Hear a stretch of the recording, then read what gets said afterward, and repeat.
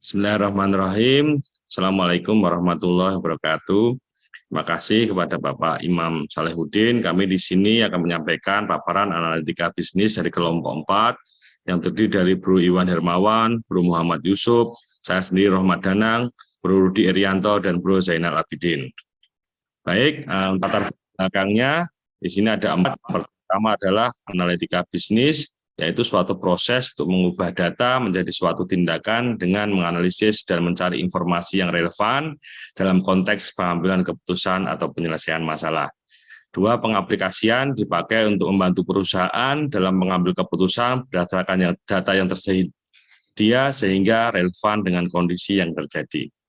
Berikutnya adalah objeknya dilakukan kepada perusahaan startup yang terdiri dari 50 anak cabang yang tersebar di 3 negara bagian, yaitu California, New York, dan Florida.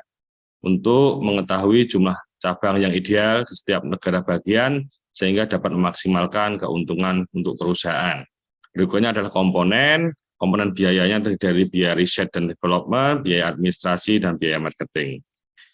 Baik, untuk metodenya, itu data diambil dari website Kaggle sebanyak 50 perusahaan di 3 negara bagian, dan komponen biaya ada 3, yaitu research and development, biaya administrasi, dan biaya marketing.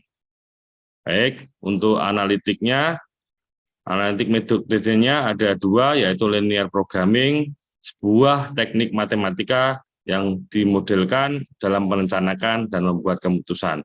Berikutnya dengan linear optimization, yaitu proses memilih nilai variabel keputusan yang meminimalkan atau memaksimalkan kuantitas dari suatu hal yang akan dianalisis. Dan hal tersebut merupakan suatu alat yang paling penting untuk analitis perspektif.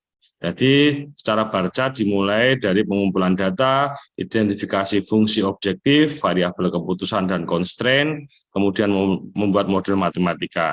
Apabila persamaan linear, maka akan dilanjutkan dengan metode simplest menggunakan Excel solver. Kemudian hasilnya adalah analisis Ashore report, terus sensitivity report, dan limit report, sehingga nanti didapatkan hasil. Baik, untuk hasil pembahasannya, itu yang pengembangan model linear optimization ini, 1, mengidentifikasi variabel keputusan. Ini adalah perusahaan startup yang memiliki lokasi berbeda-beda di negara bagian, California, New York, dan Florida. Variabel keputusan yang digunakan pada setiap model adalah sama. Yang kedua adalah mengidentifikasi fungsi objektif, yaitu perusahaan startup memiliki tujuan untuk memaksimalkan laba yang dihasilkan. Fungsi objektif tersebut digunakan pada semua model di penelitian ini. Yang ketiga adalah mengidentifikasi constraint. Pada masing-masing model matematika digunakan batasan atau constraint yang berbeda-beda. Hal ini untuk menghasilkan keuntungan yang maksimal. 3 model dengan constraint yang berbeda-beda tersebut akan dibahas lebih lanjut. Yang berikutnya adalah membuat model matematika. Model matematika yang digunakan untuk memaksimalkan total keuntungan. Jadi demikian dari saya, silahkan dilanjutkan. Baik, untuk model constraint yang pertama, ini kami gunakan asumsi modal yang dimiliki oleh perusahaan adalah sebesar 350 juta USD dengan persentase biaya research and development, administrasi dan marketing, komposisinya ada 18, 30, dan 52%. Dengan tidak adanya batasan jumlah perusahaan startup dan semua nilai bernilai positif. Dari constraint yang digunakan ini sebesar 63 juta USD untuk research and development, untuk biaya administrasi ini sebesar 105 juta USD, dan biaya marketing sebesar 182 juta USD, dan semuanya hasil runningan nanti yang akan kita gunakan harus bernilai kurang dari sama dengan nilai-nilai tersebut. Dan total startupnya tadi tidak dibatasi. Untuk model spreadsheet, kami bagaimana model tersebut kami jalankan. Oke, lanjut.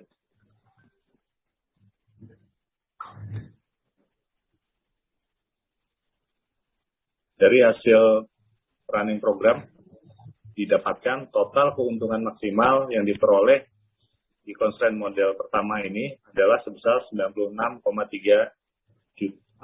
juta US dollar.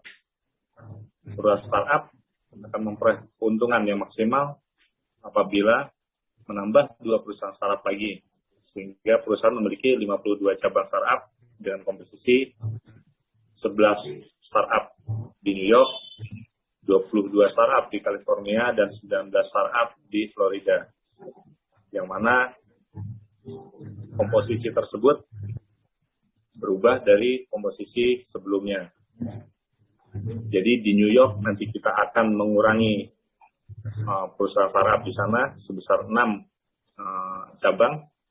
Di California kita menambah 5 cabang, dan di Florida menambah 3 cabang. Oke, lanjut.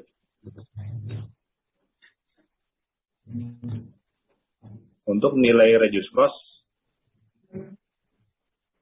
adalah 0, sehingga tidak perlu ada pengurangan biaya untuk memperoleh solusi yang optimal.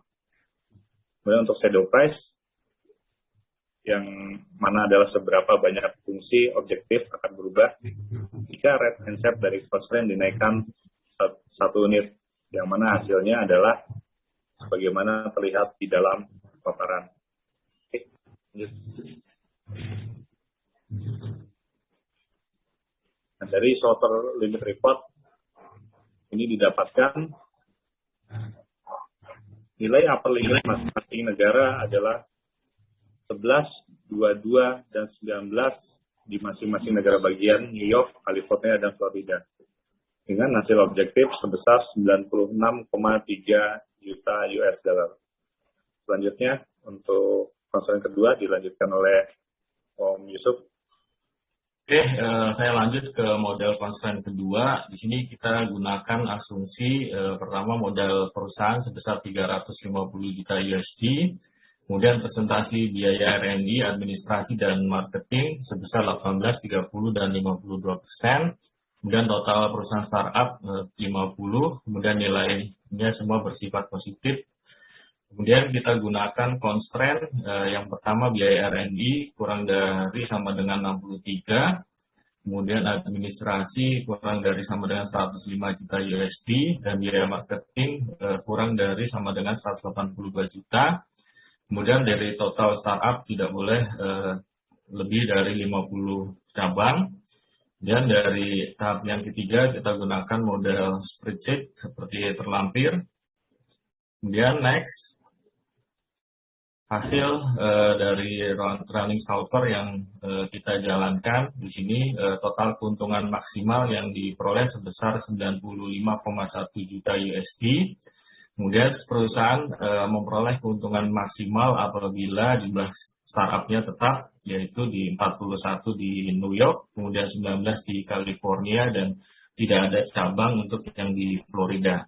Kemudian tidak ada selisih untuk constraint terhadap biaya R&D, kemudian biaya administrasi dan biaya marketing ada slack sebesar 1,8 dan 10,9.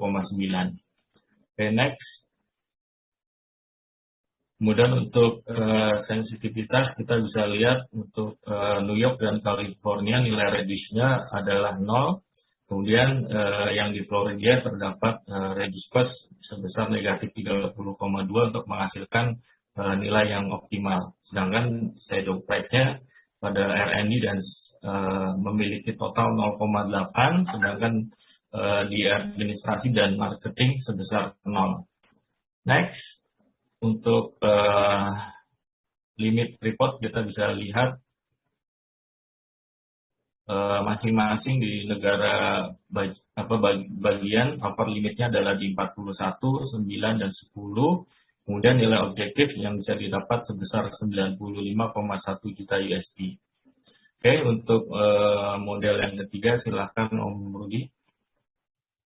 Oke, terima kasih Pak Yusuf.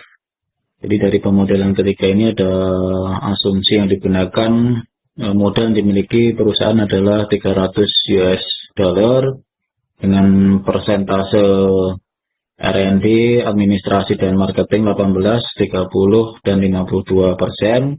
Tidak ada batasan jumlah perusahaan startup. Kemudian dari semua nilai ini bernilai positif. Dan untuk constraint yang digunakan untuk R&D kurang dari sama dengan 54 juta US dollar, administrasi kurang dari sama dengan 90 juta US dollar, dan untuk biaya marketing kurang dari sama dengan 156 juta US dollar. Sehingga untuk New York lebih dari 0, California lebih dari 0, dan Florida lebih dari 0, total startup tidak dibatasi. Dari model spreadsheet terlampir untuk model matematika memaksimalkan total keuntungan dari spreadsheet tersebut. Dan next.